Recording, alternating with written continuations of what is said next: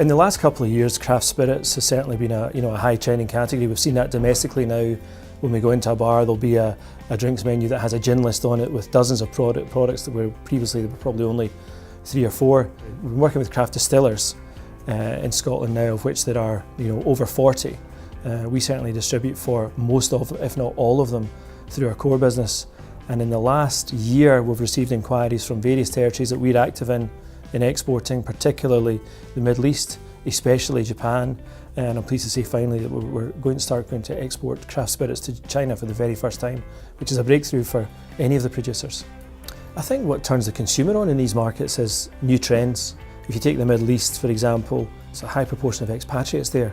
So they're looking for products that they enjoy from the West or from where they've emigrated from or whatever. In China, gin is a new category. There's not an established market there for gin, but the cocktail bars are having to offer a broader range of white spirits out with single malt whisky to a broader spectrum of consumer, particularly females, who are looking for a long drink or a cocktail that will inevitably, hopefully, have a Scottish craft gin in it. We certainly believe, working closely with the craft distillers, that several of them also are laying down new make Scotch whisky, which will be coming ready over the next year, the next 2 years, the next 3 years. And I think if we get the platform right, we believe if we get the platform right for craft spirits in terms of export, that these importers who we've been trading with will then be really looking forward to the craft Scotch becoming available. So it's really just, I think that could be the next trending category. Craft beer clan is still going from strength to strength. We're exporting craft beer regularly to the Middle East, to mainland China and to South Korea, Hong Kong for example. Despite the fact that in these markets, craft beer as a domestic category is in growth. So what you're starting to see is craft brewers in China are starting to emerge to emulate the craft beer movement that's been around in the West for so long. So despite the fact of that, we're still growing in the craft beers that we're exporting to these markets. And I think that's really just down to choosing the right partner. I think with craft spirits, given the growth of it in the last year and given the emergence of more craft distillers, there's going to be a lot more products. We've exported on behalf of 20 craft distillers to Japan, but that's about 35 different products.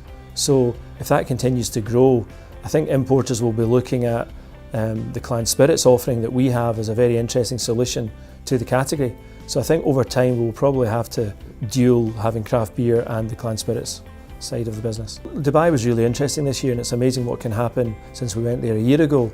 We met with some new importers in the Emirates who are very keen to start importing craft and premium spirits, which is quite difficult in a market like that, which is dominated by the primary or the international brand owners of Diageo and Pernod Ricard, who have got massive market share and control the distribution of the brand. So it's interesting that the craft spirits now are becoming really on vogue.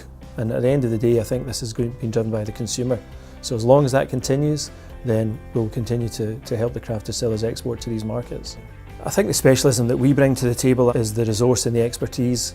There are loads of craft brewers and craft distillers in Scotland who make some fantastic products, really high grade alcoholic beverages, beautifully packaged, they're award winning, they've got some great marketing and some good social media, and of course that's influenced by the trending of the category right now and consumer demand. What we offer is enabling them a route to market where they don't have the resources or the expertise, because if an inquiry comes in, a firm inquiry was to come in from China, I think they would really struggle in terms of the time that it takes to manage that inquiry through to a potential order, to actually physically exporting that order. We have all the right permissions in place with HMRC, which enables us to do so under bond, and when it comes to the bureaucracy and the export documentation and having the right suite of certificates for import and customs, that is really where we found our strengths in helping the smaller producers export.